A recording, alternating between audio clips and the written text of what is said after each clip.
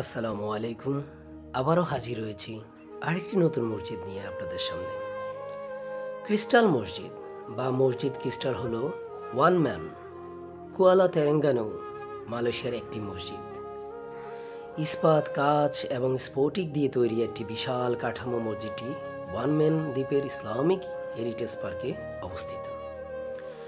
মসজিদটি 2006 থেকে 2008 সালের মধ্যে নির্মিত হয়েছিল এবং 4 ফেব্রুয়ারি 2008 তারিখে তেলেঙ্গানার সুলতান মিজান জয়নাল আবেদিন 13তম ইয়াং ডি পাটওয়ান আগাম আনুষ্ঠানিকভাবে উদ্ভাবন করেছিলেন।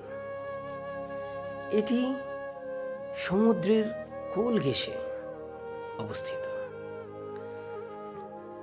উঁচু উঁচু গম্বুজ এবং ক্রিস্টাল কালার হওয়াতে এর নাম হয়েছে ক্রিস্টাল মসজিদ,